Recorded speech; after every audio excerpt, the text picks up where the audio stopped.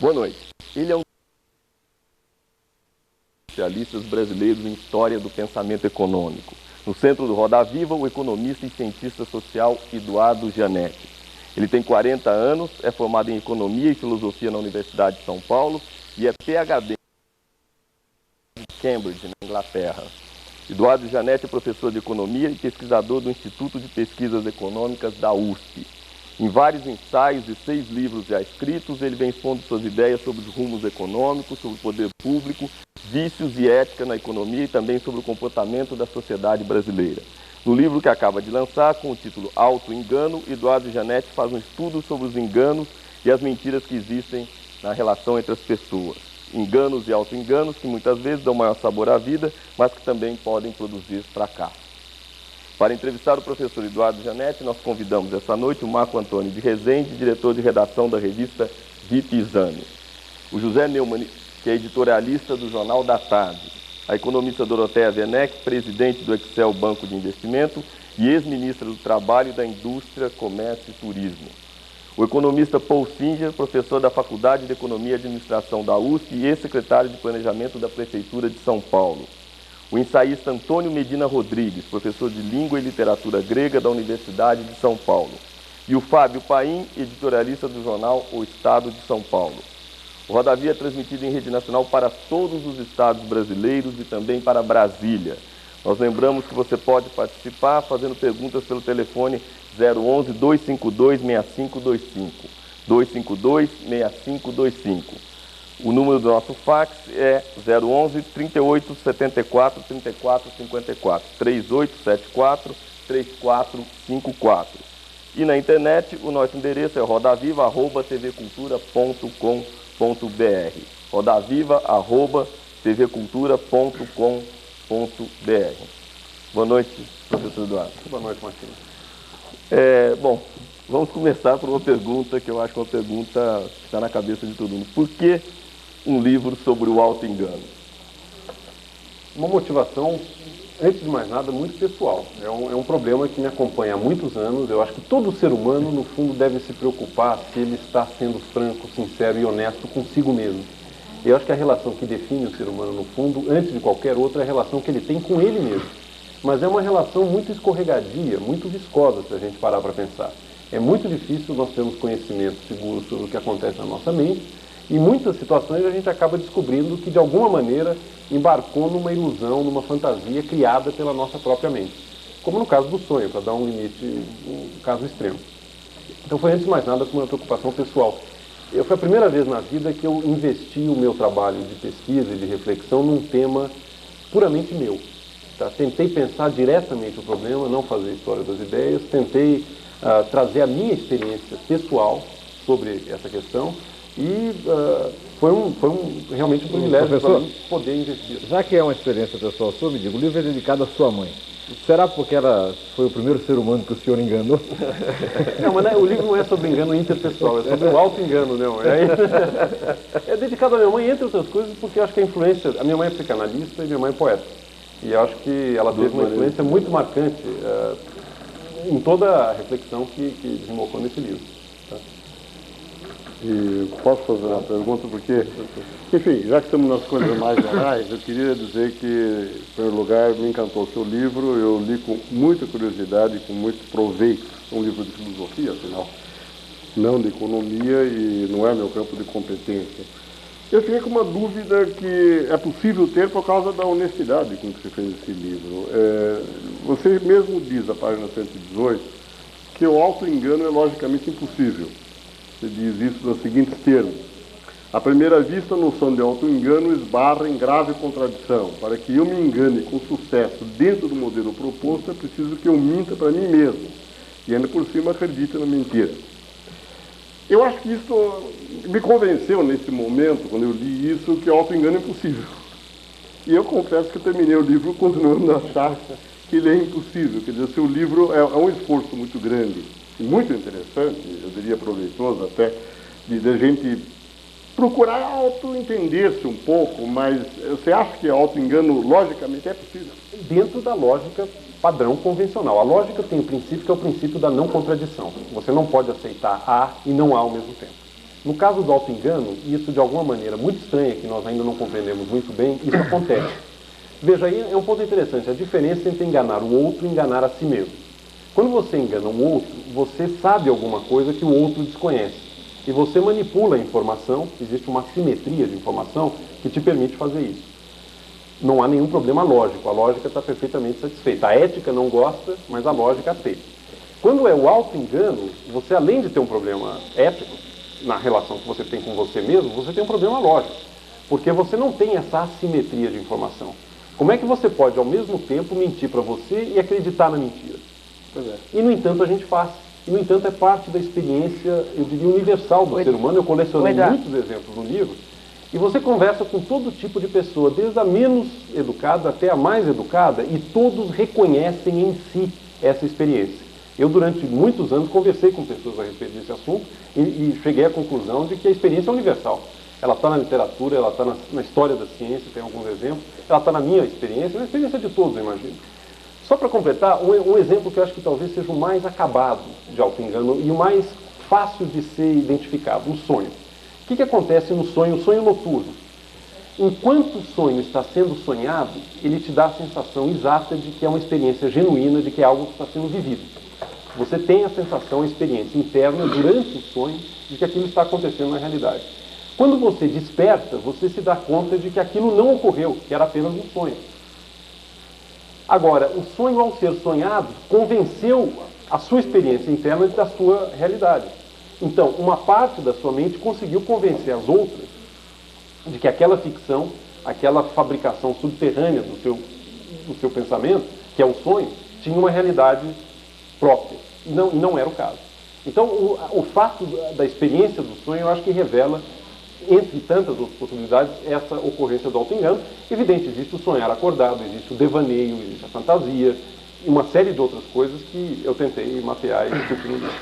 Nesse ponto, até para entrar um pouco, que é um tema interessante, porque se você não acredita nisso, o livro não tem sentido, né? Não será, porque no início é um processo, e no começo, eu acho que eu sei. Eu tenho uma verdade dada, que eu me engano em cima dela. Quer dizer, em determinado momento se torna de fato um auto-engano dentro do que está descrito, porque eu me dou conta que aquele primeiro momento, aquela primeira ideia, aquela primeira crença é absolutamente uma falsidade.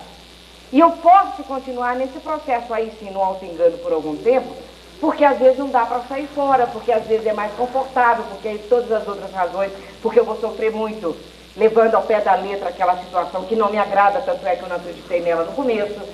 Então talvez, eu não sei se eu captei corretamente. Agora tem um problema, Dorothea, tem um problema seguinte, se você se dá conta de que você está mentindo para você mesmo, você não acredita mais. Acabou o auto-engano não é compatível com a atenção consciente. É alguma coisa que tem que ser feita de forma espontânea, porque senão não cola. Mas tem o benefício da dúvida. Aí já não é auto-engano. A hora que você começa a duvidar e você perde aquela certeza íntima, deixou de ser auto-engano. Não, mas na dúvida você não tem certeza nem que sim, nem que não. Mas o estado de dúvida não é um estado de auto-engano. O auto-engano é quando você está convencido da realidade de alguma coisa que é fantasiosa, que é ilusória, que não é real. E que uma parte de você sabe. Esse é o ponto que eu queria explorar um pouco. Quer dizer, o auto-engano exige que você esteja enganado, ou seja, esteja convicto de algo que não é verdadeiro, mas que alguma parte de você está sabendo que não é verdadeiro. Eu acho que a melhor maneira de ver isso é com alguns exemplos simples. Por exemplo, a pessoa que embarca no consumo de drogas, ela acha que com ela não vai acontecer o que aconteceu com os outros. Se não fosse ela veria o problema. Mas como é ela acha que não, eu sou diferente. Comigo vai ser diferente. Alucinações. As pessoas têm ilusões, têm experiências sensoriais muito nítidas e convincentes e depois se dão conta que não era. O caso de anorexia, quer dizer, a mulher se olha no espelho e se sente obesa, estando esquálida. Mas a sensação íntima dela é de estar obesa. E ela para de comer. E aí por aí vai, você tem milhões de exemplos. Mas aí são impressões, né? Porque eu estou entendendo o auto-engano, segundo você explica, como um ato voluntário de se equivocar acerca de alguma coisa interior. Não digo voluntário, Medina. Se for voluntário, não cola. Se eu chegar para mim e dizer amanhã alguma coisa na qual eu não acredito, por exemplo, que eu sou o rei do universo, eu não vou conseguir me enganar de que eu sou o rei do universo. Para eu conseguir me enganar, tem que ser alguma coisa que tenha pelo menos a aparência de verdade para mim. E aí Mas, eu vou. por exemplo, e no caso de ter uma responsabilidade, eu tenho algum grande compromisso que eu não possa cumprir dentro de alguns anos. Então eu procuro reprimir com tanto vigor essa ideia que eu acabe esquecendo esse compromisso. Aí no esquecimento perde o caráter voluntário. Se você lembrar o tempo inteiro que você está deliberadamente reprimindo aquele pensamento, aquela ideia, a coisa não funciona. O momento crítico do auto-engano é exatamente aí, Não, quando mas você esquece... Uma repressão e aquela ideia é esquecida por mim. E você não só tem que esquecer, como você tem que esquecer que esqueceu. Certo. Senão não vira auto-engano. Então seria Você tem que esquecer auto-engano. que esquece. Aí, no momento que você esquece que esquece, é um auto-engano. Quer ver um outro exemplo muito comum da nossa experiência? A experiência artística, de você ir a um cinema, ir a um teatro e viver a subjetividade daquela representação intensamente enquanto você está lá. E quando você sai, você percebe, puxa, como é que eu me envolvi tanto com a trama, com esses personagens, a minha vida é completamente diferente, e no entanto, enquanto aquilo foi vivido, tinha uma realidade que pode te levar Isso envolve a viver a alegria. Isso envolve o princípio do prazer, tá certo? No Brasil, se fala cada vez mais, me engana que eu gosto. O auto-engano é um gosto ou é uma necessidade? Pode ser ambas as coisas, eu não diria que é uma ou outra. Muitas vezes ele traz uma satisfação íntima, você se convence de alguma coisa que te dá enorme prazer e enorme satisfação por acreditar. Por exemplo, quando Hobbes, o filósofo inglês, provou a quadratura do círculo e se convenceu de que a prova dele era geometricamente impecável. E ele viveu o resto da vida acreditando que ele tinha provado matematicamente a possibilidade de fazer a quadratura do círculo. Quando os geômetras de Oxford acusaram ele de cometer erros idiotas, imbecis, ele falou que aquilo era inveja dos geômetras de Oxford que estavam babando pelo fato dele ter conseguido fazer uma coisa que se perseguiu durante séculos e que é uma quimera, porque hoje se sabe que não pode, não dá para fazer a quadratura do círculo. Isso deu uma enorme satisfação ao Hobbes. Um outro químico, Boyle, pai da química moderna, se convenceu logo antes de morrer que ele tinha descoberto a fórmula alquímica para o ouro. Com metais comuns ele era capaz de produzir ouro. E ele morreu eufórico, porque finalmente ele tinha encontrado o segredo. Ele ficou tão convencido disso internamente que ele deixou como herança para o melhor amigo dele, que era o filósofo Locke, a fórmula alquímica da produção de ouro. E o Locke, que não conhecia muito química, ficou algum tempo tentando produzir ouro com aquela fórmula e não conseguia. Até que o Newton disse, para Locke, você nunca vai conseguir, isso aqui não vai funcionar. O Boyle morreu em êxtase.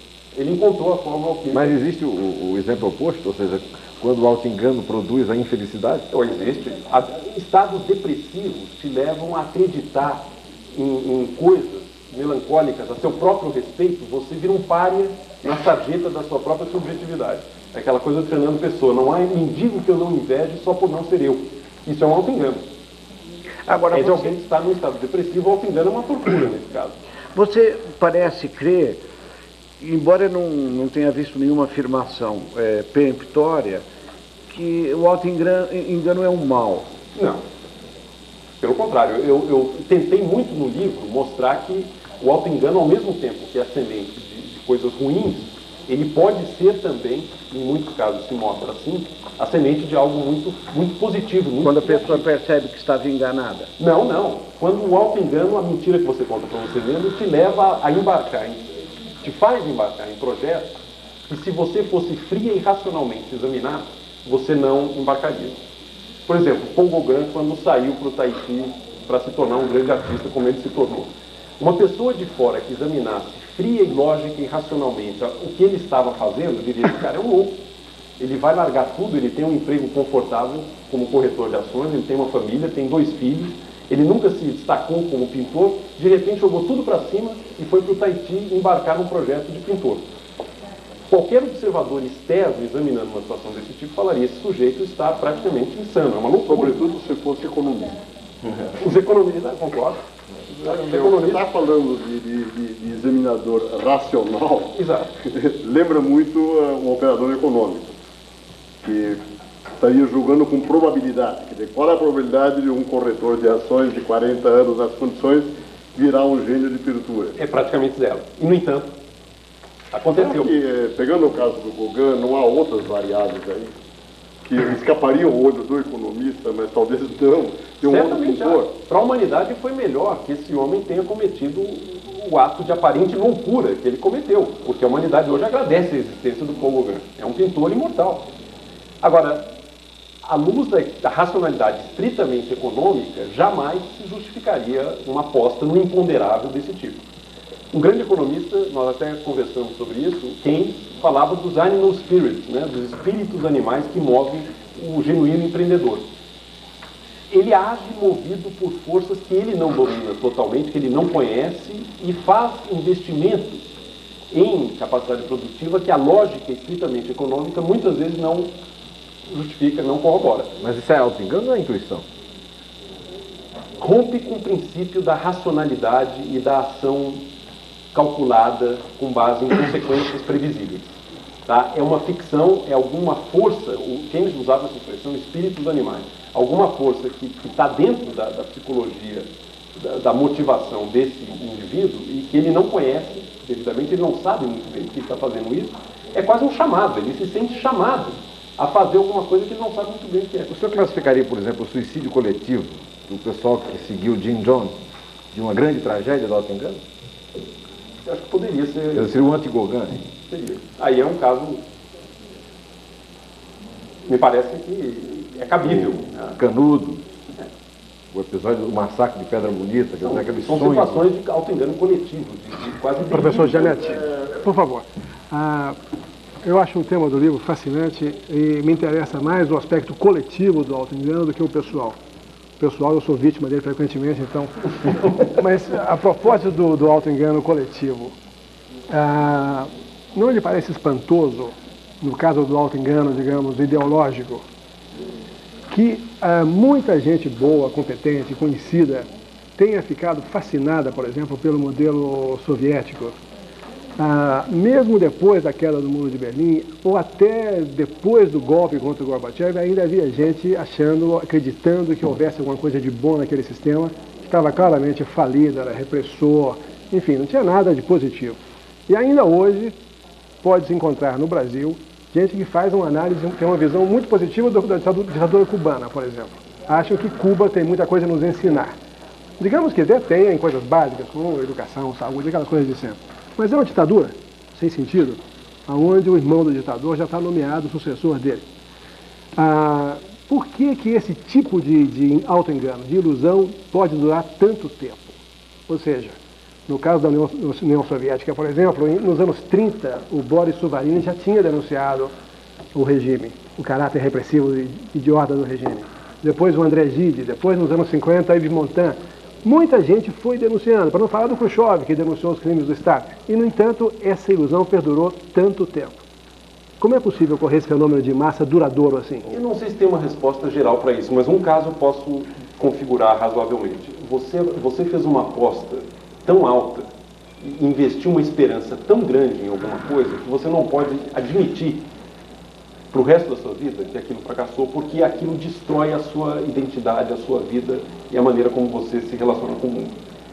A sua identidade como pessoa ficou tão misturada a essa crença, num modelo econômico, no sucesso de uma revolução, em alguma coisa que preencheu tanto e deu tanto sentido à sua trajetória, à sua existência, que depreciar repentinamente isso levaria a pessoa a uma depressão e a um estado de desnorteamento completo. Então a pessoa se agarra ao fiapo de esperança e de crença que resta e que dá uma estrutura e um sentido numa trajetória. Eu acho que isso acontece.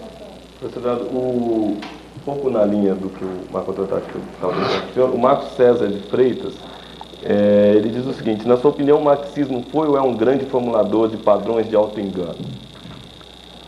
Eu não condenaria. Eu acho que o marxismo, como qualquer doutrina econômica, tem muita coisa boa e muita coisa ruim. Marx, na minha percepção, teve uma ilusão que é formidável, todos nós adoramos, que é a seguinte: você encontrou o enredo secreto da história da humanidade.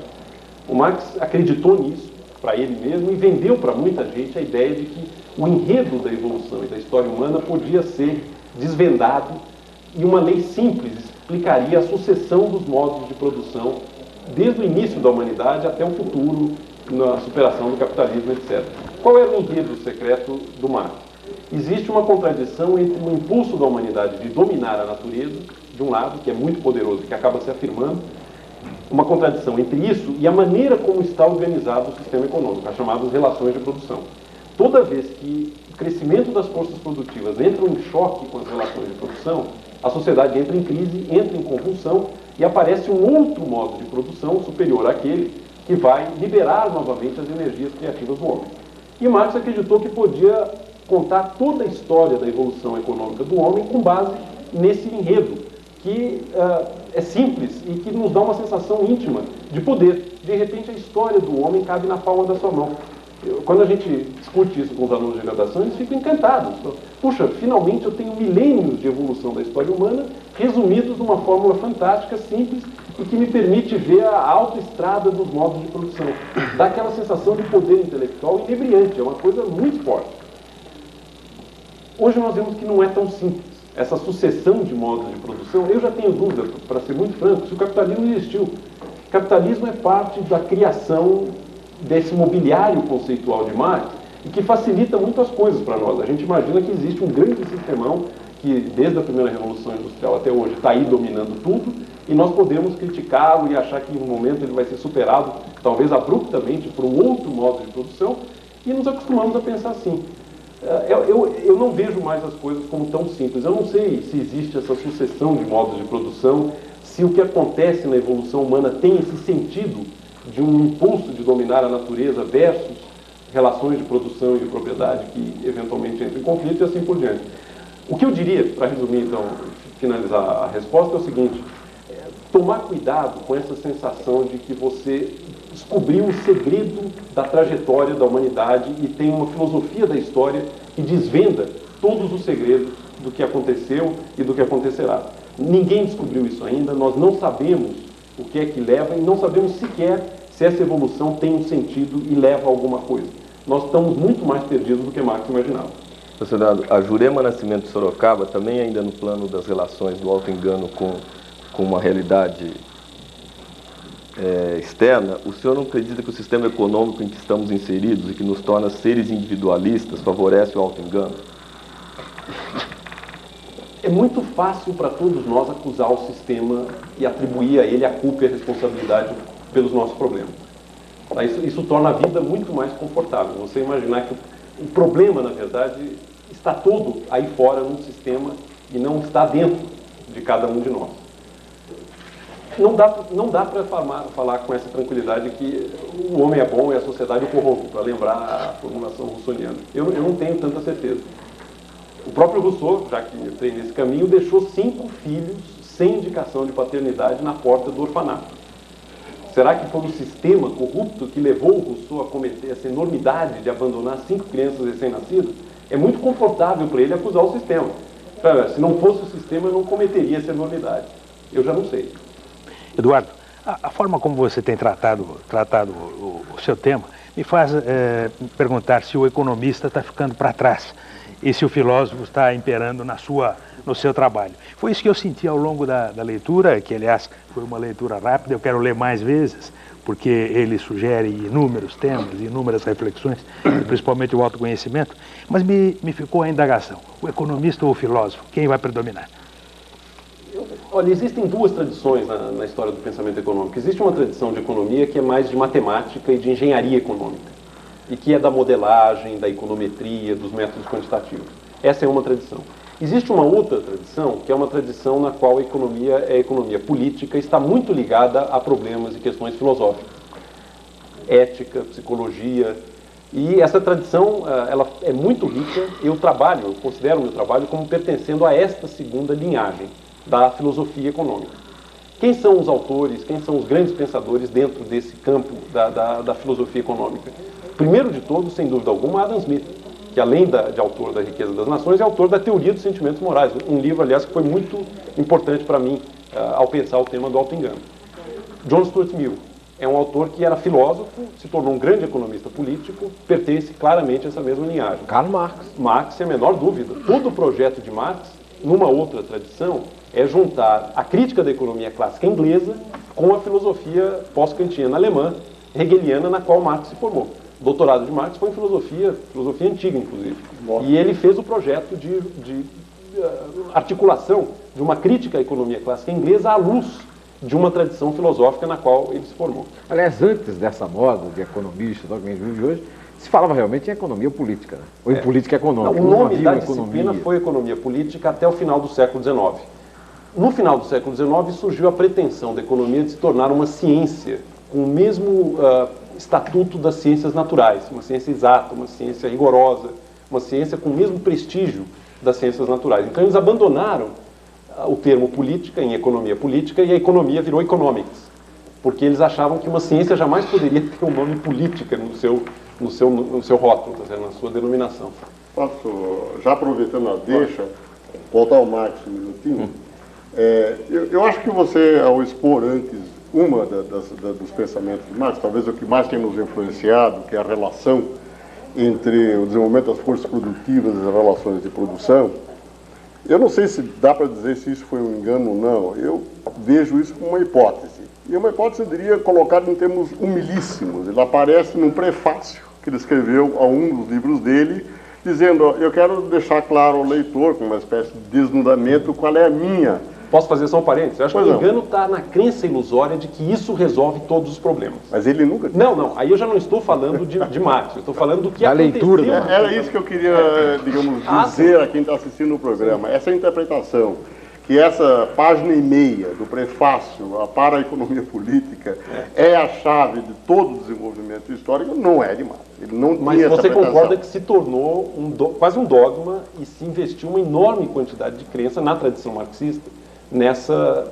visão, nessa filosofia da história. Houve, eu concordo com você de que houve um investimento, inclusive emotivo, etc., porque isso justificaria a revolução que se desejava. Por outro lado, enquanto hipótese científica, deu lugar a uma produção histórica muito respeitável, não sei qual é a sua opinião, mas eu diria que, principalmente a historiografia inglesa, foi muito influenciada por esta hipótese de Marx e produziu resultados interessantes ou não? Não, eu não discordo. Eu admiro a historiografia marxista inglesa, antes de mais nada, porque ela faz pesquisa empírica. Exatamente. Ao contrário da francesa, que fica no plano puramente conceitual e não leva a nada. Realmente é muito sem substância. Agora, o que eu vejo em Marx hoje que mais me instiga e que eu acho mais assim, merecedor de um aprofundamento, de uma reflexão? Eu acho que a discussão do jovem Marx sobre alienação é uma coisa de uma enorme atualidade, muito rica e que pode até ser, quem sabe, e quem sou eu para dizer isso, mas pode até ser um caminho de renovação do marxismo depois de perder tantas batalhas e tantos confrontos, como foi o caso ao longo do século XX. Essa ideia da alienação está muito ligada ao tema do autoengano. É o fato de que as pessoas não se percebem levando a vida que poderiam levar. E o Marx tem uma formulação muito boa nos manuscritos de 44, que eu gosto muito, acho muito feliz. O trabalhador só se sente ele mesmo quando ele não está trabalhando. Quando ele está trabalhando, ele não se sente ele mesmo. Ou seja, naquela atividade que é o centro da existência, da atividade produtiva, que é a realização, o trabalho, o trabalhador está suspenso da sua individualidade, ele não é ele mesmo. Ele se alugou, ele se vendeu temporariamente para que outros se utilizassem daquilo para os seus próprios fins. Professor, dentro dessa sua leitura, eu gostaria justamente de aproveitar essa questão do Marx para saber o seguinte: até que ponto realmente se pode atribuir à herança marxista toda a sanha assassina que foi praticada ao longo do século em nome dele? Quer dizer, Stalin, que matou 20 milhões, Mao Tse-tung, que matou 65 milhões, que tornaram Hitler um criminoso de quinta categoria. Até que ponto isso pode ser atribuído... Não, o Hitler matou 25 milhões. Saiu agora um livro. Saiu o livro negro do comunismo, que os caras mataram 100 milhões. 4 vezes o que o Hitler matou, tá certo? Só o Mao Tse-tung matou 65 milhões. Não sei se você leu a biografia do Marx que o médico escreveu, é uma coisa espantosa. Então, até que ponto se pode atribuir os crimes de Stalin e de Mao Tse-tung a Karl Marx? Eu acho que não se pode. Esse é um tema que me interessa muito, que é o seguinte: nenhum autor controla o uso que será feito das suas ideias. E nenhum autor sequer controla a interpretação que os outros darão às suas ideias. Isso escapa completamente do controle de qualquer autor.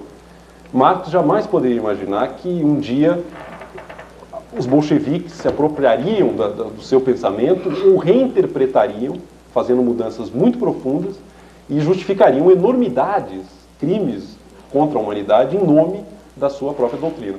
Eu me pergunto às vezes, imagina a situação do Marx tendo que assistir uma aula sobre materialismo histórico dada pelo Stalin. Quer dizer, ele se contorceria, seria uma tortura inominável. Aliás, tem até um episódio Deve ter se contorcido na tumba. Um episódio curioso, um namorado da filha dele, que era um militante marxista, escreveu um panfleto. Paul Lafargue. O Paul Lafargue. Escreveu um panfleto sobre o pensamento de Marx, que era a interpretação econômica da história, um pouco já naquela linha. O Marx leu aquilo e falou, se isso é marxismo, eu não sou marxista. Já foi a primeira experiência dele de se defrontar com o que poderia acontecer da má interpretação das suas ideias, do mau entendimento das suas ideias. E nenhum autor escapa disso. Quer dizer, você vê as caricaturas que são feitas do Adam Smith, é a mesma coisa. Eduardo, nós estamos falando um pouco, eu não entendo nada desse assunto, portanto, se eu estiver falando bobagem, você me perdoe, mas nós estamos falando do auto-engano em relações ideológicas, vamos dizer assim. Mas na base dessa sociedade, todas as relações não são de auto-engano. Se nós estamos mediados pela mercadoria, vamos supor que seja verdade, certo? Todas as relações, na medida em que nós não percebemos essa mediação da mercadoria, ela não é visível, elas são de auto-engano permanente, não são? Eu não entendo. Não sei o que você está querendo dizer com isso. Não, eu não estou querendo entrar em coisas tipo fetichismo da mercadoria, ou coisas que você não percebe. Na base das relações sociais, essas coisas estariam... No templo de Apolo, em Delfos, conheça-se a si mesmo. Já reconhecendo a enorme dificuldade e o desafio para cada ser humano que é conhecer a si mesmo. Sócrates passou a vida inteira interrogando os seus interlocutores. A linguagem é uma produtora de dificuldades de auto-enganos e de enganos. O fato dos seres humanos hoje, sobretudo na vida urbana, serem atores. Quer dizer, as pessoas do trabalho são atores, elas estão simulando serem alguma coisa. Então, eu acho que a questão não é tanto delas sinceramente pensarem, eu sou isso ou sou aquilo. Não, eu posso simular e ter êxito na simulação. Então, é um auto-engano mais ou menos convencionado. A simulação é parte da existência humana em qualquer situação social. Certo. Imagine se as pessoas pudessem ler o pensamento dos outros, daqueles com quem interagem. Se nós tivéssemos um choque de transparência, em qualquer sociedade, que nos permitisse ter acesso aos sentimentos e ao pensamento daquele com quem nós estamos conversando. A dissimulação é inevitável, ela permeia toda a relação humana, em graus diferentes. Eu não entendi por que a simulação você associou. Porque você não está dizendo para o seu interlocutor tudo o que você pensa, tudo o que você sente. Você está selecionando permanentemente coisas que você acha que podem transparecer e coisas que não podem transparecer. Certo. Em qualquer sociedade, em qualquer circunstância. Sim, mas o que eu estou dizendo é que na sociedade capitalista isto chega a uma completa relação de perversão de papéis. O indivíduo é o contrário, ele executa uma performance que é a contrária da qual, em relação àquilo que ele é e que ele sente, e entretanto ele tem que fazer aquilo dia a dia na profissão dele. Não é só ele, não é o capitalismo, é a divisão social do trabalho. Que seja, eu falei capitalismo para dar um bom exemplo. A divisão social do trabalho... Mas, de qualquer forma, o auto-engano, na verdade, o auto-engano acaba sendo uma decisão mais ou menos convencional. Dá a impressão pelo seu livro que é algo cartesiano, que o indivíduo pergunta para si mesmo, eu estou me enganando ou não estou me enganando? Não é essa a pergunta. É o que é que eu devo fazer para sair bem na minha vida? Que papel eu devo representar, ainda que eu não seja? É o papel do ator. Então eu achei que um problema que fica na berlinda no seu trabalho é ter dado demasiado peso a essa solidão cartesiana do sujeito se consultando a si mesmo. Nós não temos mais tempo de fazer isso. Ninguém mais faz isso. Eu discordo. Como não temos? Nós temos que fazer isso muito mais do que nós fazemos. Quem é que pode consultar a si mesmo na solidão da nós sua fazemos isso permanentemente. Nós nos perguntamos, principalmente ao tomar decisões importantes na vida, que tipo de pessoa nós desejamos ser. Sim. É lógico que nós nos perguntamos coisas relativas ao nosso futuro, mas nós não temos essa pergunta ontológica dentro de nós mesmos. Nós só fazemos para nós mesmos as perguntas cujo referente é o futuro, é o desejo. Nós só nos perguntamos intimamente aquilo que dá resultado no futuro e quer perguntar o que é que eu quero ser, o que é que eu quero ter e o que é que eu devo fazer para conseguir essas coisas. Agora, eu tentar saber que sentimentos eu tenho é quimérico. Eu não acho quimérico, acho muito difícil e eu tenho a impressão que todos nós fazemos isso Mas permanentemente. você sabe que sentimentos? Há um Você solilóquio. conhece os seus sentimentos? Eu me interrogo a respeito dos meus sentimentos. E Eu acho que você você faz obtém o mesmo. algum resultado nisso? Em alguns momentos eu posso... Por exemplo, se você pergunta para você mesmo, serei bom? Serei honesto, como você colocou no seu livro? Se eu começo a ter muita certeza de que eu sou honesto, eu já fico desconfiado. Mas não é esse o problema, é que quando você pergunta se Qualquer você é certeza. honesto, você já não pode mais responder, porque Mas está no honesto livro, está é no um livro. critério do mercado. Não. Honesto, Não. mas imagina, não do existe mercado. honestidade fora de padrões. Tem que haver, o que é ser honesto fora dos padrões de mensuração coletiva? Existem valores e princípios éticos que a humanidade, ao longo de muito tempo, preserva e que nos permitem... Para os hindus era um, para os gregos Não era sou outro, tão para os relativista. brasileiros Não, outro. eu acho que Esses no padrões não Deixa eu são. pegar esse Não, eu não sou ponto tão aqui. relativista assim, Emílio. Deixa eu pegar esse ponto que tem um momento do seu livro onde você fala exatamente desta evolução e aprimoramento das pessoas, que você coloca de uma forma que para mim foi difícil, não sei se eu não entendi até. Vamos lá. Que você coloca como se fosse quase, que eu diria, impossível o aprimoramento É uma do grande do regeneração. animal humano. É uma grande Você regeneração. inclusive fala especificamente que não é no ensino, não é na coisa que é um wishful thinking. É. Isso não é muito... Assim, você parar e dizer não tem jeito, você mesmo questiona que não é bem assim, mas Não, é. Se não. você não admite a possibilidade do melhoramento do indivíduo e da coletividade, por nenhum mecanismo, é meio draconiano isso, Não, né? eu não vou tão longe, Doroteia. Eu digo que é um caminho muito escorregadio, é cheio de regressões. Muitas vezes você volta, você faz um pequeno avanço e depois paga por isso e há um retrocesso. O que não dá para ter a essa altura da história da humanidade, na minha percepção, é a crença numa súbita e completa regeneração moral da humanidade. Eduardo, Ou na ideia Eduardo. de que, por exemplo, um novo modo de produção vai nos transformar em cidadãos perfeitamente Desculpa, éticos eu e vou cívicos. te citar, Vamos você lá. foi duro. Vamos lá. O equipamento moral do animal humano é o que é. Imaginar que ele possa vir a ser radicalmente aprimorado. Radicalmente. Eu friso. Aprimorado não é radicalmente. Regenerado é. Aprimorado não é. Não, mas aí é o radicalmente. Aí você Radicalmente. diz, É abraçar gradualmente. fantasias de precário consolo e nenhuma validade. Falei, Kraut, aí não dá. Tá certo? Quer dizer, esse ponto me deixou realmente uma certa quase angústia. Quer dizer, você não pode sequer sonhar no seu sonho, na sua crença, que existe um cenário, existe uma possibilidade, existe um caminho onde você pode ter uma certa esperança de que as coisas vão ser um pouco melhores. Até aí eu vou. A esperança de que as coisas possam ser um pouco melhores, sim. O que eu estou dizendo é o seguinte: Que elas não serão. Não será uma grande revolução com R maiúsculo, um salto, como muitos imaginavam, para uma nova realidade completamente diferente da nossa, um novo homem. No século XX se apostou muito nessa possibilidade do surgimento de um novo homem, de um homem regenerado, de um homem que não é marcado pela corrupção da mercadoria, Professor. do fetichismo, etc. As experiências do século XX, 70 anos de doutrinação insistente na União Soviética, não transformaram praticamente em nada este velho animal humano nosso conhecido. Eles saíram de lá exatamente como eram, ou talvez um pouco pior, porque desejando ainda mais tudo aquilo que foi negado a eles durante tanto tempo. Então não há possibilidade de uma doutrinação, de uma lavagem cerebral, de uma suposta regeneração que mude completamente o modo de pensar. É a minha hipótese. Deixa eu dizer uma coisa aqui. Na realidade, um ponto cego do teu livro é exatamente a relação entre sociedade e auto-engano. Isso não existe no seu livro, acho que você... Não, a minha ótica é individual.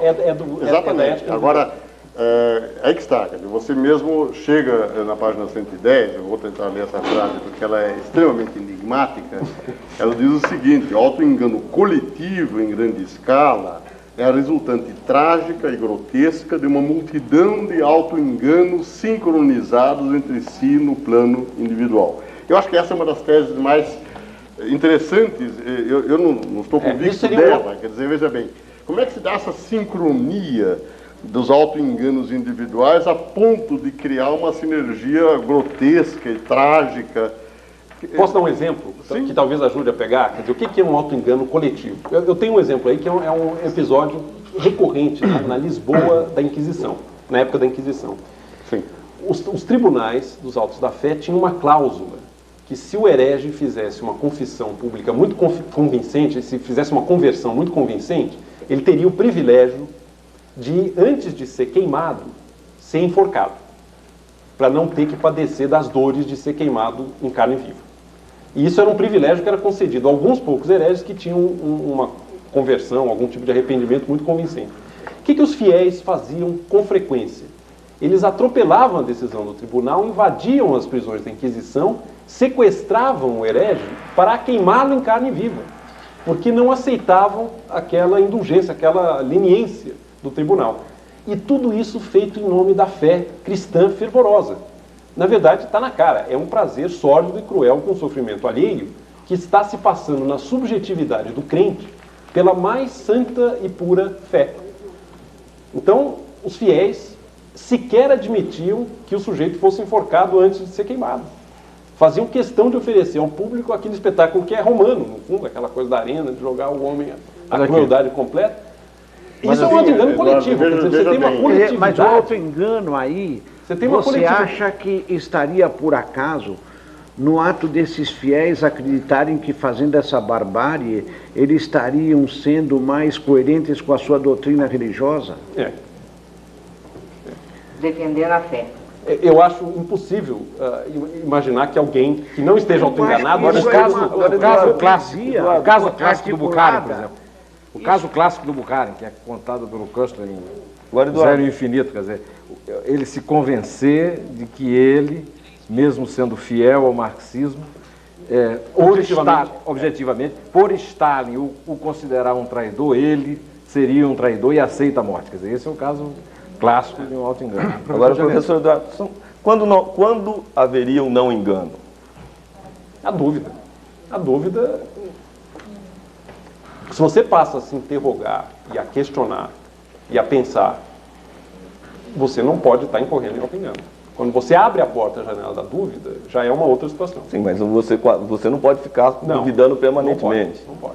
Quer dizer, nem no Descartes, a dúvida era para chegar a alguma coisa. Eduardo, esse ponto não é? aí... Não, porque na base das relações, Eduardo, eu estou completamente convencido que você pode achar que não existe o fetichismo, não é nada, mas na linguagem, a linguagem ela instala o auto-engano, ela instaura o auto-engano. O mecanismo de aquisição da linguagem, você sabe, do uso da linguagem é necessário. Então a consciência do engano ou do auto-engano mediada pela linguagem, ela já tem uma mediação muito grande dessa dose de ambiguidade que leva a enganos permanentes, ou auto-enganos permanentes. Então é inescapável, você está dizendo que é... Num certo sentido, sim. Quer dizer, a base das relações é essa.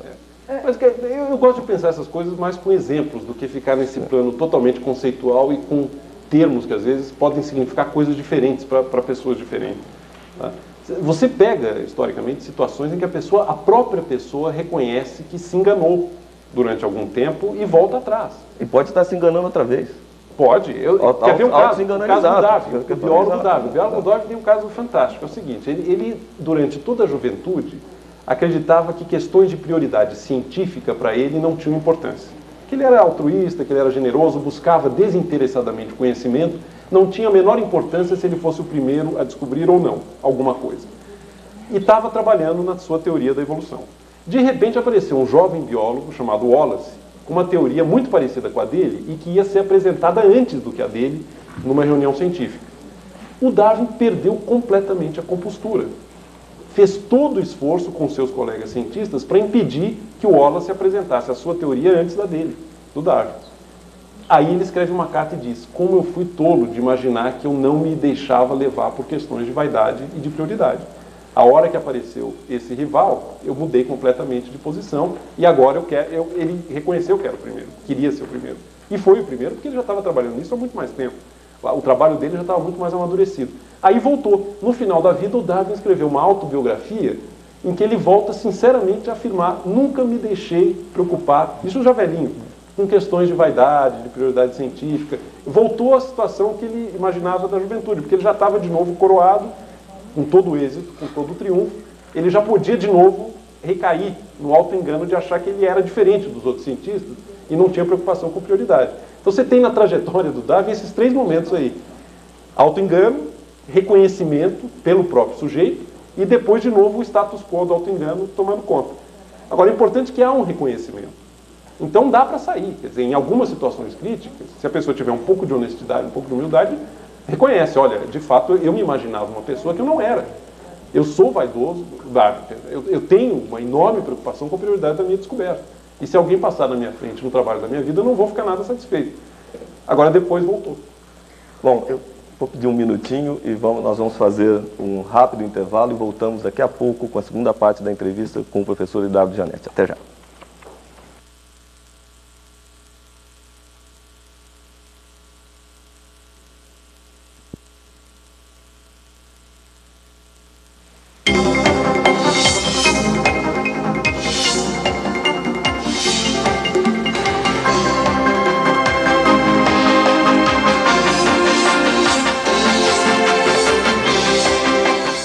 Nós voltamos com o Roda Viva, que entrevista essa noite o professor Eduardo Jannetti. Você pode participar usando o telefone 011-252-6525, 011-252-6525.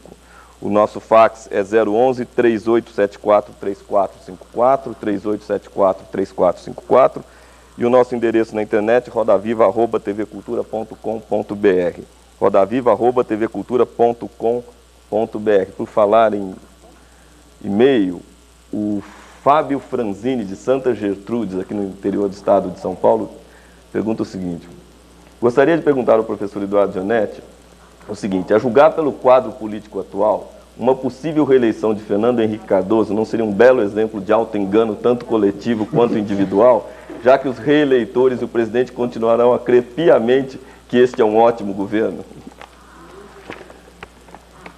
É curioso que o auto-engano é sempre do outro, né? É sempre o outro.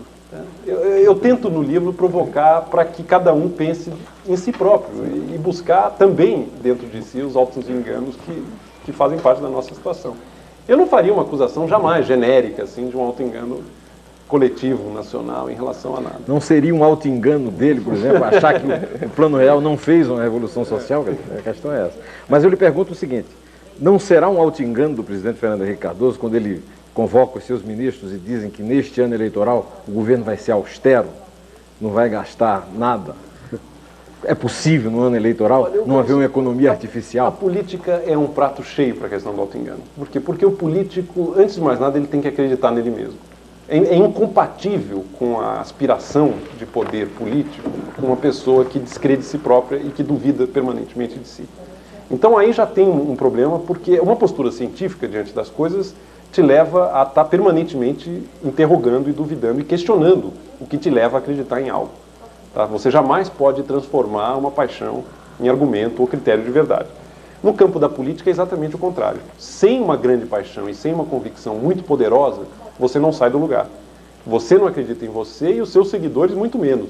Porque os seus seguidores, os seus eleitores querem alguém que tenha confiança em si e que acredite profundamente naquilo que afirma. Mais ainda, eu diria, todo político precisa achar que com ele no poder as coisas serão melhores. É impossível um político imaginar para si mesmo que ele vai levar o país a uma situação pior do que a que existe.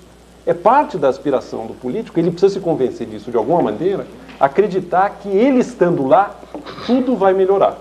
Talvez melhore mais para alguns do que para outros, mas no geral a sociedade se sairá melhor se ele for o governante do que se for outro. E todos conseguem acreditar nisso com a maior boa-fé. É evidente que nem todos podem ter razão. Com muitos governantes e muitos políticos, provavelmente as coisas estarão pior do que estão hoje. Mas todo aspirante à política acaba intimamente ouvindo e acreditando e apostando na sua própria competência, na sua própria sabedoria. Na prática, é possível, no ano eleitoral, austeridade governamental? É logicamente possível, é muito improvável. Logicamente é muito improvável. O senhor, eu era criança em Belo Horizonte quando o seu avô era prefeito da cidade.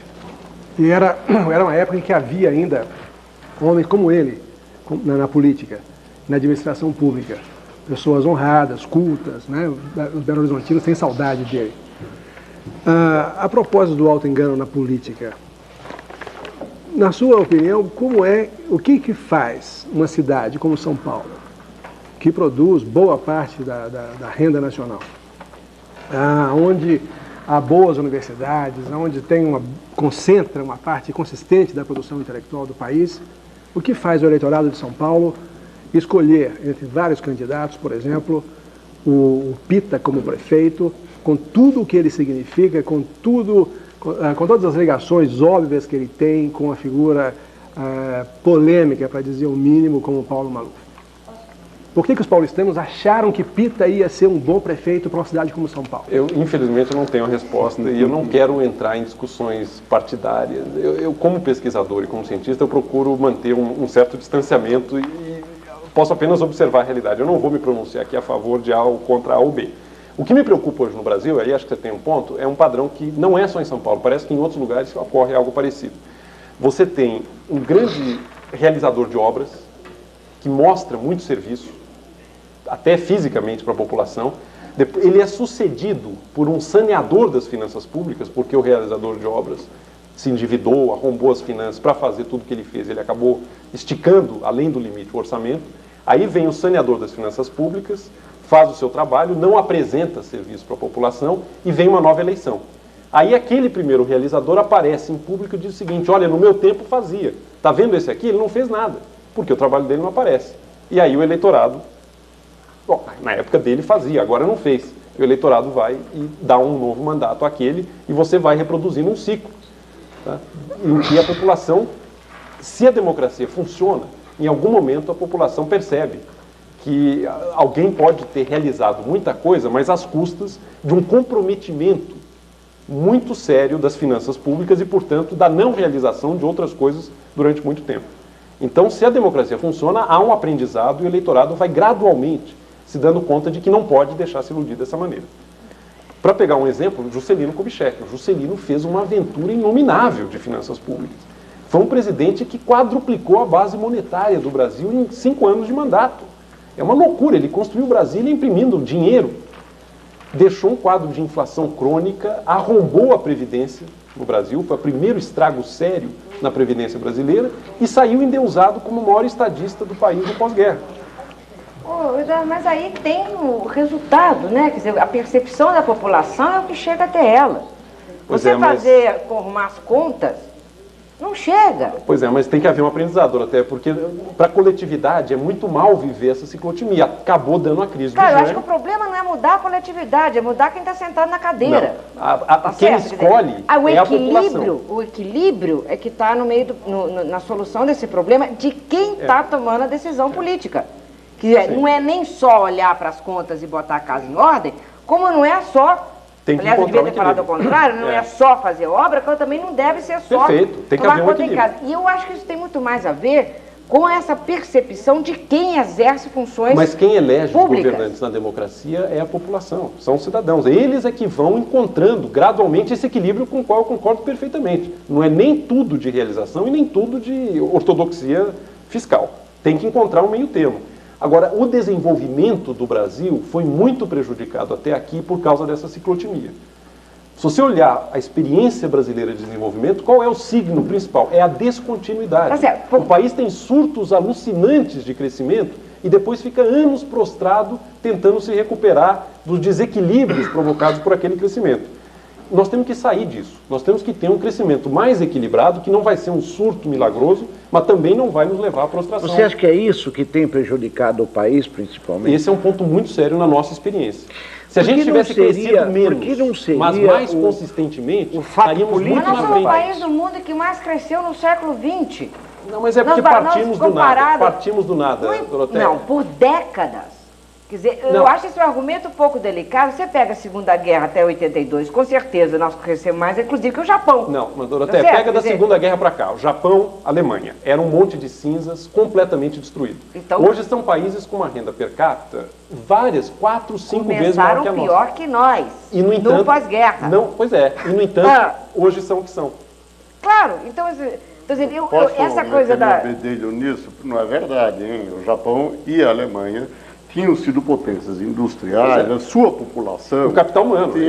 Capital humano. As cinzas são mais fáceis de repor do que as pessoas. É verdade. Portanto, Nós não é equilibrado. correta... Eles não correram, né, nesse ciclo brasileiro de ter surtos insustentáveis de crescimento, construindo novas capitais. Eduardo, pensa uma vez que isso não é uma questão brasileira, mas não é do capitalismo. Ou seja, é típico do capitalismo. É do capitalismo.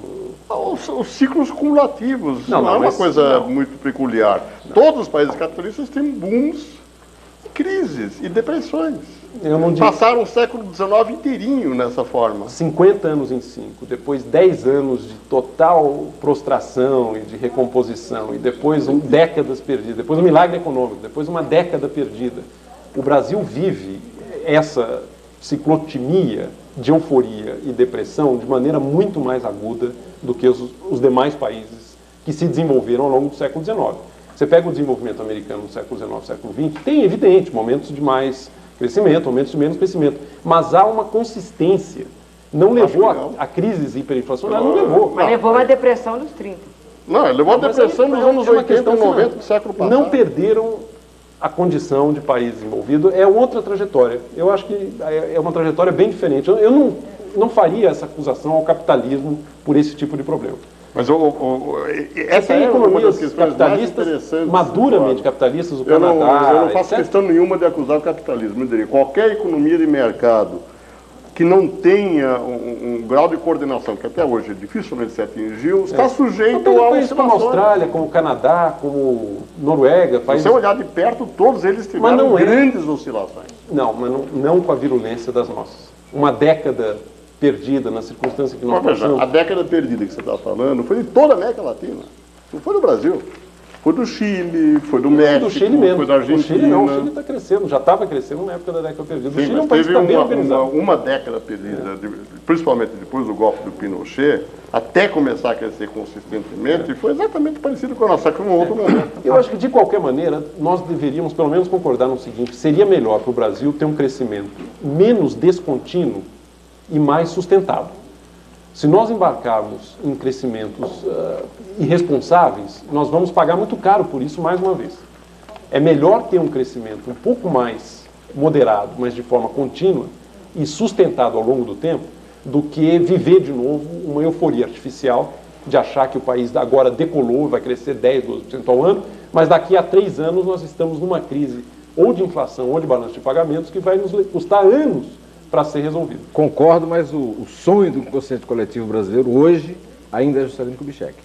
Toda a sua análise sobre Juscelino Kubitschek é perfeita, mas é uma análise politicamente incorreta. Porque a média padrão do sonho do inconsciente coletivo brasileiro é a JK.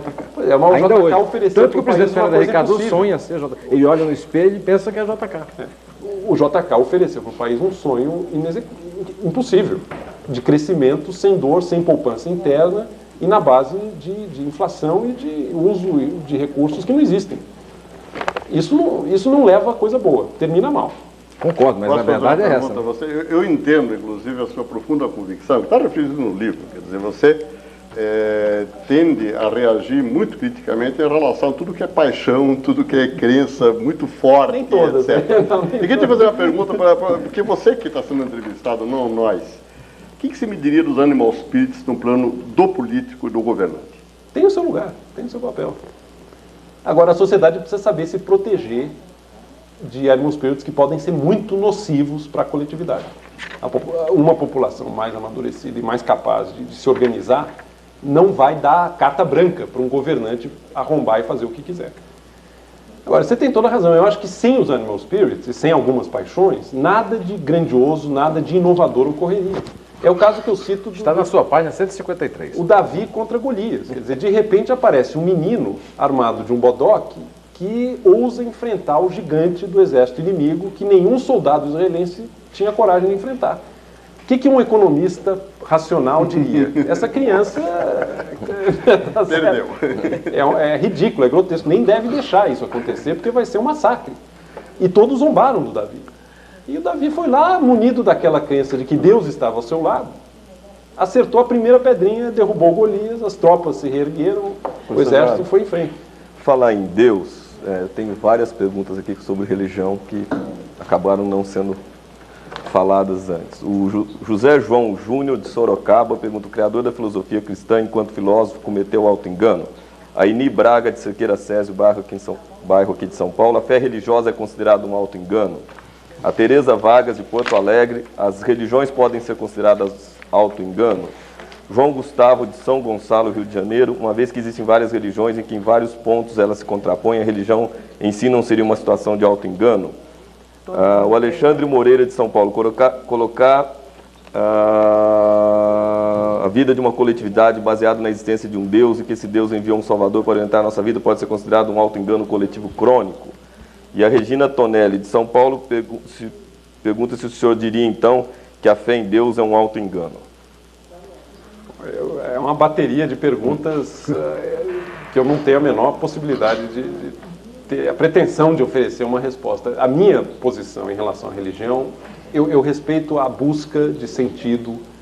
Eu acho que a ciência não oferece, pela sua própria natureza, o tipo de sentido, o tipo de resposta, o tipo de explicação que nós aspiramos ter em relação ao que é tudo isso, a nossa existência individual, a nossa existência coletiva, o nosso lugar na natureza.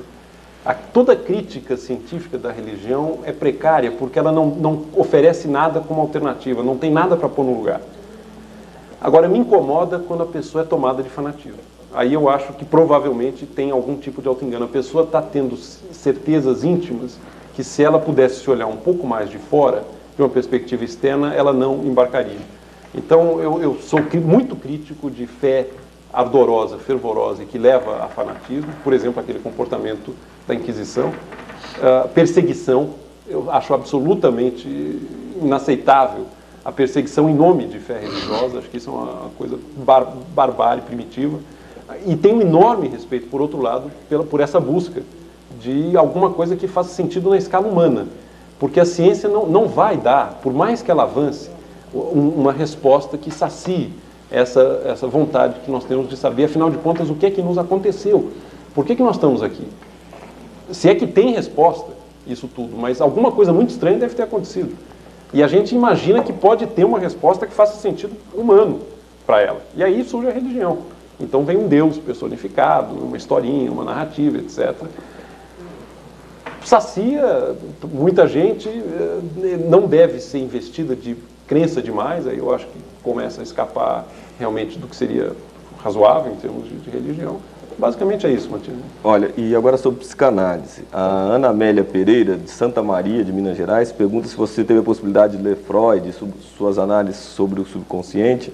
E a Cláudia Cruz, psicóloga de Porto Alegre, pergunta: do ponto de vista psicanalítico, quando uma pessoa se esquece de algo, comete um ato falho ou um lapso de linguagem, não houve engano, já que o inconsciente não se engana. O que houve foi a expressão de um desejo. Eu queria registrar também que chegaram várias manifestações lamentando a ausência de um psicanalista nessa mesa. Eu acho que foi uma falha mesmo nossa. É verdade, eu tenho interagido com psicanalistas, inclusive tive o privilégio de poder expor meu trabalho na Sociedade Brasileira de Psicanálise, aqui em São Paulo. Tive debates que eu acreditei muito ricos e muito interessantes com psicanalistas. Como eu já mencionei anteriormente, eu tive indiretamente uma convivência com a psicanálise, porque minha mãe exerce a profissão de psicanalista há muitos anos. Agora, eu tomei muito cuidado no livro para não entrar numa área que eu não me considero informado e competente o suficiente para me manifestar. Inclusive, como regra metodológica, eu me impus desde o início evitar a todo custo uma palavra, que é a palavra inconsciente. Eu acho que ela facilitaria demais o meu trabalho se eu começasse a invocar repetidamente o inconsciente, dizer isso é o inconsciente, isso é o inconsciente. Eu não uso essa palavra do começo ao fim do livro. O Freud aparece em alguns momentos no livro. Ele aparece como leitor e admirador de um grande filósofo alemão, que foi Nietzsche, e ele tem uma situação curiosa. Ele diz que temia ler Nietzsche porque sabia que encontraria lá as suas próprias descobertas. Agora, se ele sabia que encontraria... Como é que ele podia saber que lá encontraria as suas descobertas se ele não tinha lido? Eu achei isso uma coisa curiosa. Outra coisa curiosa do Freud é o problema dele com o charuto. Ele passou anos e anos fazendo autoanálise para perder o vício de fumar charutos. E jamais conseguiu vencer esse vício. Nem o próprio Freud. E, afinal, acabou morrendo com câncer na boca, muito provavelmente provocado pelo vício que ele tinha de fumar charuto. Então, os limites da psicanálise eu acho que ficam muito bem configurados nessa incapacidade do pai da psicanálise de se libertar do seu hábito de Eduardo, eu não fumar sei se levaria você nessa seara que você não quer entrar, né, que um pouco de psicanálise, sei lá, que caminhos, mas eu senti um pouco de falta pelo menos uma tentativa de especular o porquê do autoengano.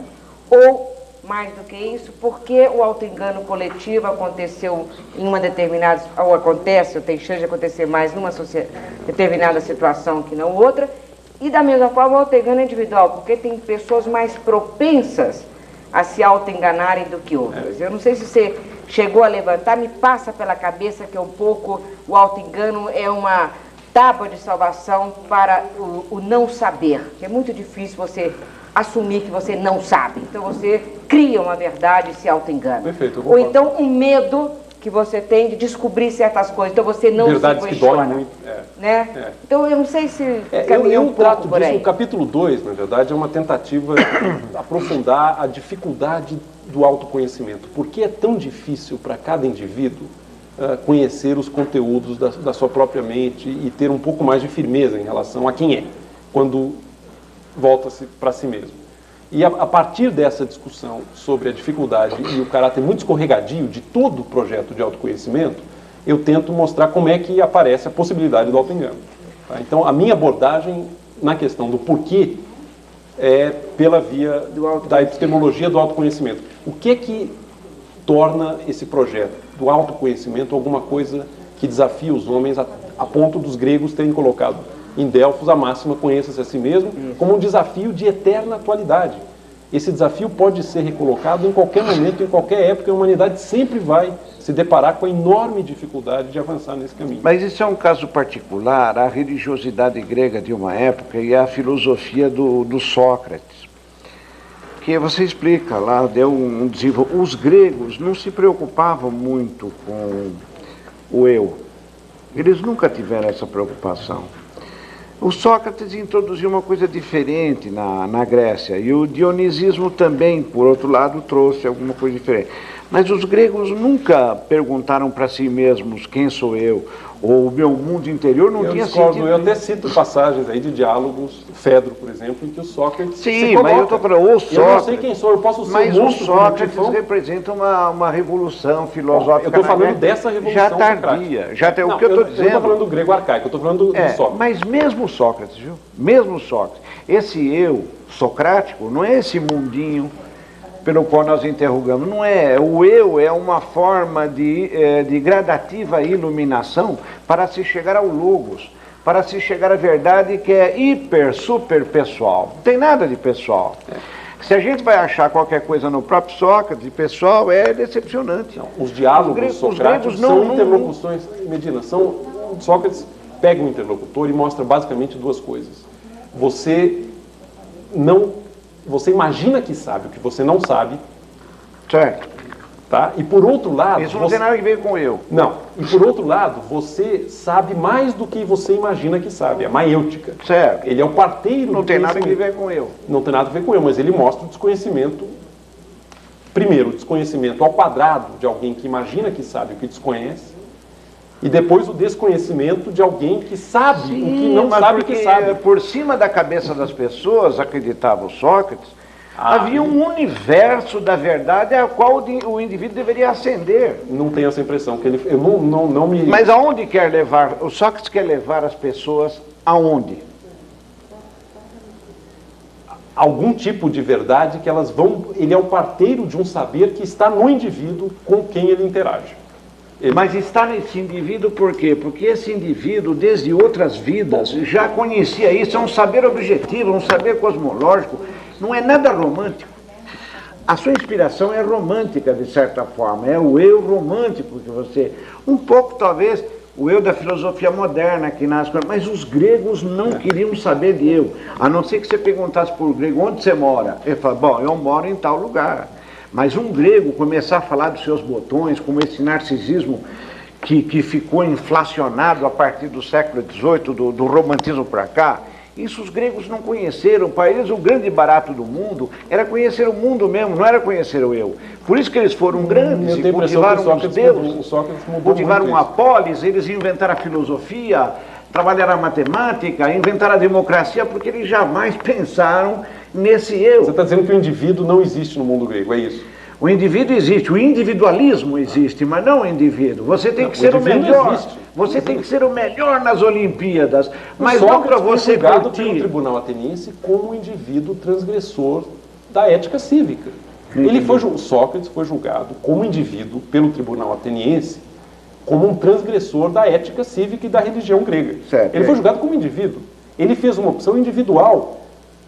Está claríssimo isso no julgamento, e depois, quando ele teve a oportunidade de fugir da prisão... Ele foi acusado de degenerar a juventude e de introduzir deuses novos na cidade. E ele declara, se eles assim me julgaram, ele teve a oportunidade de escapar... Existe uma diferença muito grande, no sentido grego, entre o indivíduo, isso aí esquece, isso não tem, e o individualismo. A Grécia é realmente a areté, o desafio que o indivíduo deve ser o melhor, a competitividade. Mas não para o vencedor ficar dizendo, vejam como eu sou lindo, maravilhoso. Não, isso eu não digo. Não existe isso. O indivíduo é da era burguesa.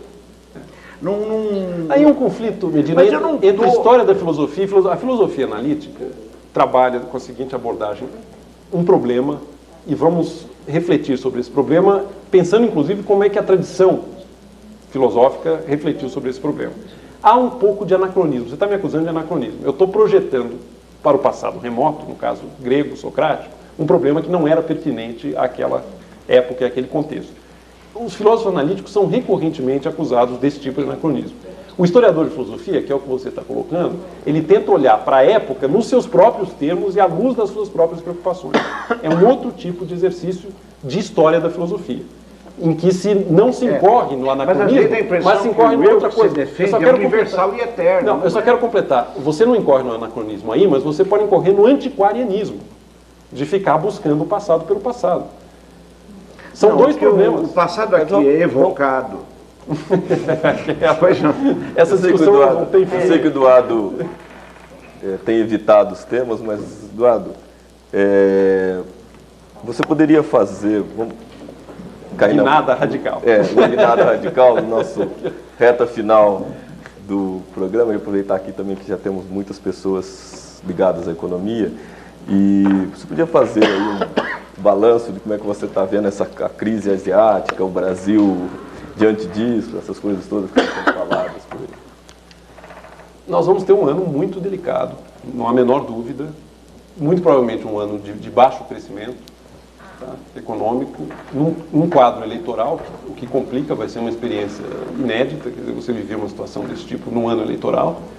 E a grande dúvida, a maior dúvida hoje, diz respeito à possibilidade do Brasil obter financiamento externo, ingresso de capitais externos, para honrar os seus compromissos em transações correntes com o resto do mundo. Nós vamos ter uma necessidade de recursos externos da ordem de 50 a 55 bilhões de dólares. O déficit de transações correntes, mais a amortização, a rolagem das dívidas que vão vencer esse ano.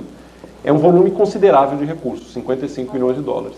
Se nós não conseguirmos capitais do resto do mundo entrando aqui dentro para fazer frente a esses compromissos, nós vamos ter que usar o quê? Nós vamos ter que usar reservas cambiais. Mas se começarmos a usar as reservas cambiais para pagar essas contas, isso vai deflagrar uma crise cambial, porque todos vão perceber, o mercado financeiro percebe isso muito rapidamente, que é uma trajetória insustentável. E aí a política cambial terá que ser alterada, vai haver uma ruptura que pode ser antecipada ou forçada, como infelizmente ocorreu no México no final de 94. Então o ponto crítico, o nervo hoje de toda a situação macroeconômica brasileira é saber se o país terá condições de atrair os recursos externos necessários para fazer frente aos seus compromissos com o resto do mundo. A privatização se torna, nesse contexto, a pedra de toque, porque é ela que nos dará, se tudo correr bem, condições de trazer recursos do resto do mundo, capitais externos, no montante suficiente para não usar reservas cambiais no financiamento do hiato externo. Então, muito resumidamente, é esse que eu acho a situação em que estamos hoje. Posso fazer uma pergunta? Vamos colocar isso que você falou, que eu acho que é de muito bom senso, no contexto internacional. Já houve quedas de taxas cambiais imensas na Ásia, o que torna todas as taxas cambiais do mundo, diria, no mínimo questionáveis nesse momento. Quer dizer, mesmo que as taxas cambiais originais não fossem perfeitas, as atuais são inconcebíveis que se mantenham, não é? 30%, 40%, 60% inferiores ao que eram. Nesse sentido, qual é a tua previsão? E como vai se realinhar as moedas do mundo inteiro para você voltar a ter um mínimo, vamos dizer assim, de equilíbrio universal, sei lá, comercial e financeiro? Há uma enorme volatilidade hoje. Houve uma rodada quase geral, poucos países não desvalorizaram o câmbio em relação ao dólar, principalmente, e o Brasil fica, nesse contexto, o Brasil fica numa situação muito incômoda, porque Brasil, Argentina e alguns poucos países... Hong Kong. Incômodo. Hong Kong são poucos países que não participaram dessa rodada. Isso já era um quadro de sobrevalorização cambial no Brasil e se torna mais grave ainda no momento em que o mundo inteiro faz uma rodada de desvalorização. Vai ser muito difícil sustentar essa situação por muito tempo. Eu não sei por quanto tempo. Em termos internacionais, o que você preveria? O que deverá acontecer? Não em termos do Brasil, em termos do Fundo Monetário Internacional. A Ásia aumentou a sua participação no comércio mundial bastante nos últimos 15, 20 anos. Eu acho que provavelmente se esgotou, pelo menos por algum tempo, esse processo de ampliação da presença asiática no fluxo mundial do comércio. Acho que essa é uma previsão que eventualmente será... Eduardo, eu gostaria que tocasse um pouco na questão da corrupção. A corrupção como um elemento macroeconômico importante, do que nos está dando exemplo a Ásia nesse momento.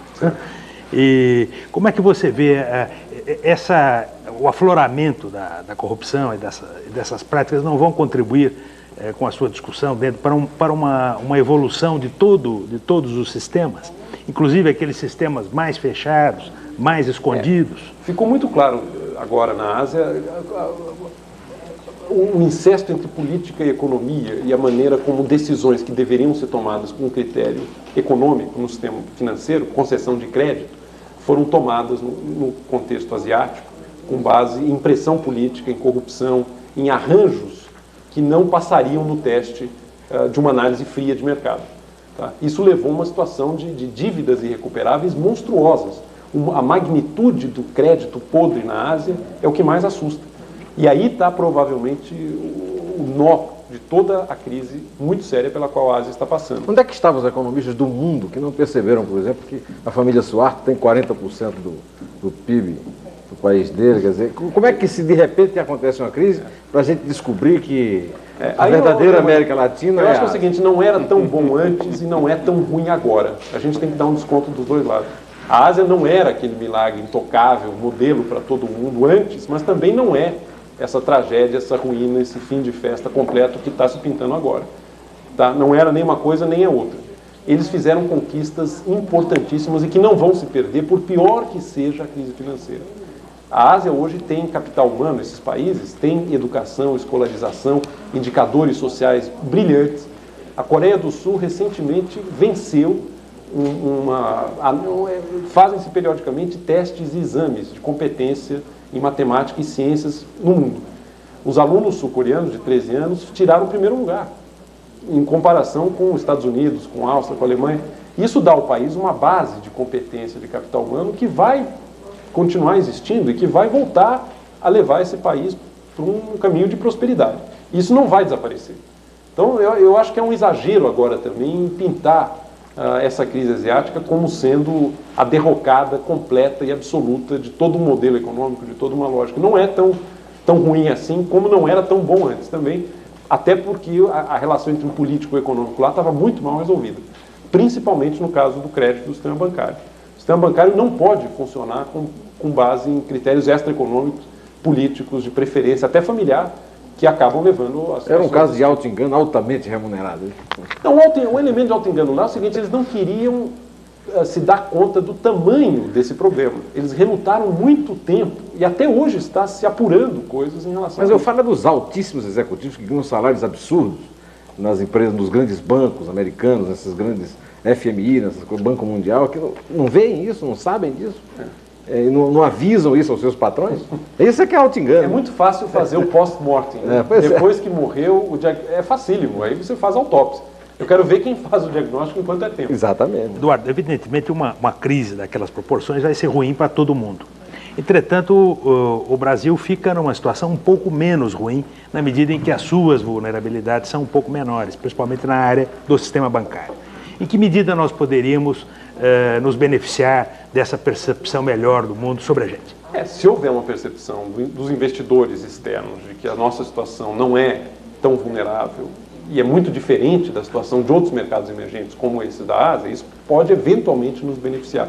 Infelizmente, eu não vejo isso acontecer até o momento, até porque a situação brasileira ainda é muito vulnerável e vai continuar sendo muito vulnerável enquanto tivermos um déficit em transações correntes tão alto quanto temos hoje. Vamos lembrar o seguinte, Fábio, a equipe econômica dizia em 95 que o máximo de déficit em transações correntes tolerável e sustentável era 3% do PIB. Nós estamos hoje com um déficit em transações correntes de 4,2% do PIB e se nada fosse feito chegaria a 4,5% a 5%. E estava se tornando essa situação como natural. E se passou a contar com um ambiente externo eternamente favorável ao Brasil, coisa que não foi mais o caso a partir do final de outubro. Então nós estamos vulneráveis, não há que ter ilusões em relação a isso. Dizer que estamos vulneráveis não significa prever que vai acontecer a crise cambial, mas significa dizer que ela é possível e não pode ser descartada. Ela paira hoje no nosso horizonte, é uma possibilidade. Aí há muita confusão entre você dizer que é uma possibilidade ou você dizer que é uma probabilidade. Você está prevendo que isso vai acontecer. Aí eu acho que é um pouco cedo ainda. Vamos esperar os resultados do primeiro trimestre para poder, de fato... Os Estados Unidos estaria, de certa forma, também numa posição menos confortável ou ameaçada, para dizer a palavra inteira, pela crise japonesa? Porque isso tem ressurgido muito. O que acontece com a economia americana a partir do momento que a economia japonesa, que é a segunda, não consegue reagir rapidamente a esse desafio da crise? Hipoteticamente, sim, está ameaçado, mas não há qualquer movimento ainda, por exemplo, de repatriação de capitais japoneses. Mas dentro da sua lógica, também da sua argumentação, é uma possibilidade que não pode ser descartada. Não pode ser descartada. Agora, quando o mundo fica um lugar muito incerto e inseguro, as pessoas buscam segurança e buscam previsibilidade. Trocando isso em miúdos, são títulos do Tesouro Americano. Tá certo? É uma das coisas mais seguras e previsíveis que existe hoje em termos de ativo financeiro. Então, se a coisa se deteriora muito fora, as pessoas até vão buscar a segurança. Que foi a primeira reação ali em outubro, novembro. A minha dúvida é... Eu acho difícil que aconteça uma fuga do instrumento financeiro mais seguro que o planeta oferece, que é o Tesouro Americano. Mesmo com o volume de títulos que estão hoje no governo japonês. Eles têm muitos outros recursos para serem mobilizados antes de chegar nesse que oferece o máximo de previsibilidade e segurança num mundo que ficou bem mais imprevisível. Agora, você teria algumas medidas de prevenção? Tem que esperar? Não, o que o Brasil vai ter que fazer de um jeito ou de outro é diminuir a sua necessidade de financiamento externo. Nós estamos vivendo além dos meios durante bastante tempo já. E isso todos sabem que não vai continuar indefinidamente. A equipe econômica reconheceu isso até antes da crise, quer dizer, em junho já começou um discurso bem diferente. Eles começaram a dizer que havia um problema de desequilíbrio externo, que havia alguma sobrevalorização cambial, mas que ela seria gradualmente corrigida em doses homeopáticas num horizonte de 2 ou 3 anos. O que a crise de outubro mostrou é que não temos tanto tempo assim. Nós vamos ter que ter mais celeridade na redução do nosso déficit em transações correntes, ou seja, no tamanho da poupança externa que estamos absorvendo do resto do mundo. E do ponto de vista político, que análise você faz? Você acha que o presidente está com as eleições asseguradas? O quadro O que me preocupa, eu acho que é um risco aí de contaminação de incerteza econômica e incerteza política, que é no seguinte sentido. Suponha que o ambiente externo continue desfavorável e que medidas contracionistas, de juros muito elevados, de redução do nível de atividade econômica se tornem necessárias. Tá? Não é um cenário, eu diria, remoto. Está aí. Isso provavelmente vai tornar o quadro sucessório muito mais indefinido, porque vai ser um desemprego muito grande, vai ser um desalento muito grande no país, a reeleição do FHC vai ficar em dúvida. Muito provavelmente teremos um segundo turno, a lógica da eleição em segundo turno é outra história, são 2 candidatos, é uma outra configuração.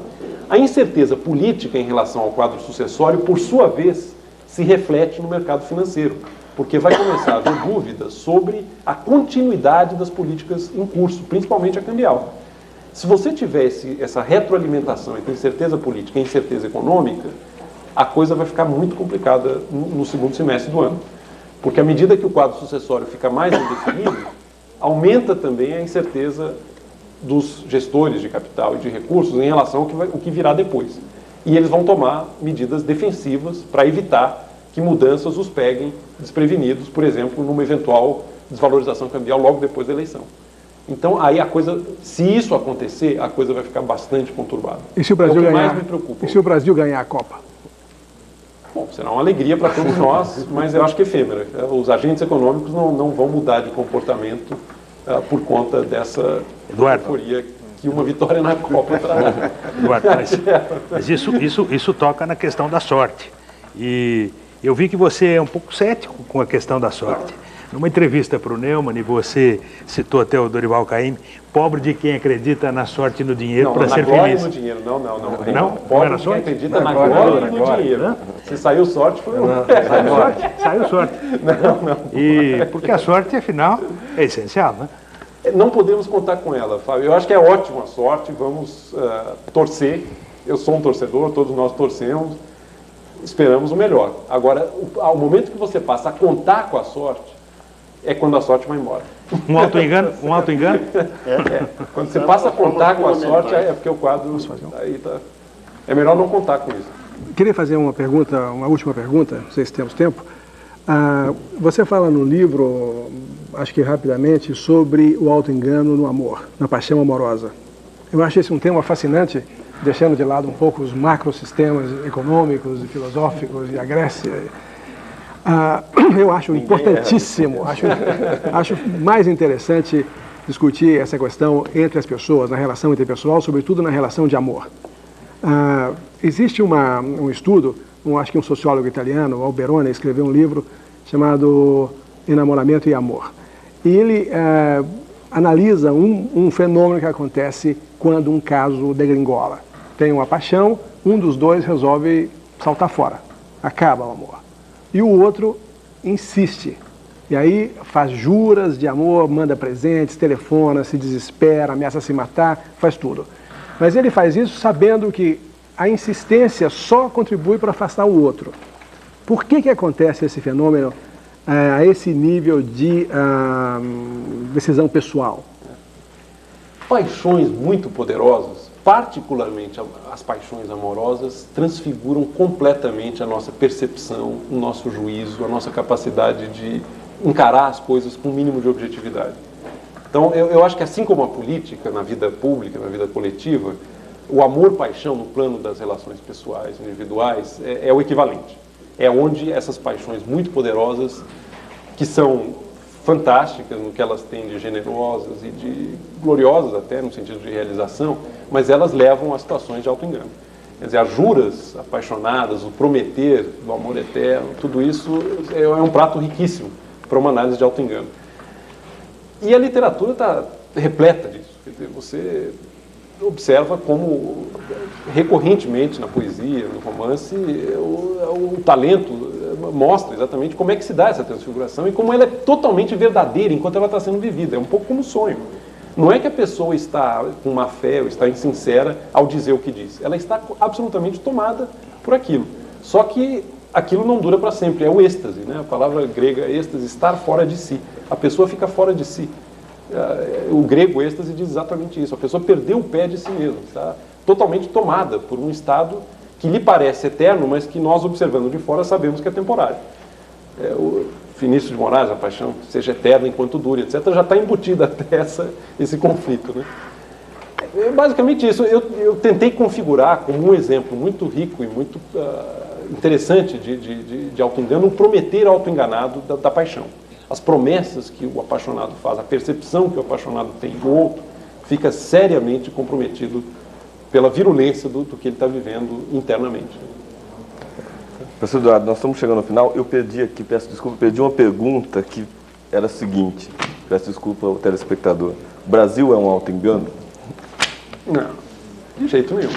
Eu acho que o Brasil é o seguinte, é um país que tem muito a oferecer ao resto do mundo, uma sabedoria enorme, mas que ao mesmo tempo é uma coisa que o Antônio Cícero, filósofo carioca, diz e por qual eu concordo muito. Ao mesmo tempo, nós não resolvemos questões muito elementares e muito básicas da nossa convivência. A precariedade da nossa vida coletiva no campo da educação, da saúde pública, é realmente o que nos prejudica. Eu acho que se o Brasil conseguir, o Brasil não precisa ser um Estados Unidos, não precisa buscar ser uma potência econômica, e nem é o que nós desejamos. No momento em que nós conseguimos resolver essas questões muito básicas da convivência, ligadas fundamentalmente, eu diria, à educação e à saúde, tá? Universal para a população, e diminuímos essa vergonha da pobreza em massa, quer dizer, a pobreza em larga escala, eu acho que nós teremos um país invejável, porque nós temos uma alegria, uma espontaneidade, uma generosidade das paixões e das entregas que outras culturas, outras sociedades não tenham, nunca tiveram, perderam e já não tem mais. Eu acho que a minha visão do que seriam os trópicos utópicos seria conquistar um mínimo de civilização sem perder, ao mesmo tempo, isso que temos de muito bom, que é a capacidade da entrega, a capacidade da fantasia, a capacidade de buscar o prazer de maneira vigorosa. O brasileiro é fantástico nessa busca. Acho que poucos povos do mundo têm uma intensidade tão grande na busca do prazer, da satisfação, da alegria, né? Combinar essas duas coisas. Não é fácil. Nenhuma sociedade, aparentemente, conseguiu, de fato, juntar esses dois elementos, que é uma convivência civilizada, mas, ao mesmo tempo, preservando alguma coisa que é de um passado, provavelmente pré-civilizado, que é um espírito animal, tá certo? É uma alegria, uma generosidade, uma espontaneidade, uma fé espontânea no viver. Professor Eduardo, muito obrigado pela sua presença aqui no Roda Viva essa noite. Muito obrigado aos nossos entrevistadores que colaboraram com o programa. Muito obrigado pela sua atenção, pela sua participação. E eu lembro a você que o Roda Viva volta na próxima segunda-feira, às 10h30 da noite. Até lá, uma boa semana e uma boa noite para todos.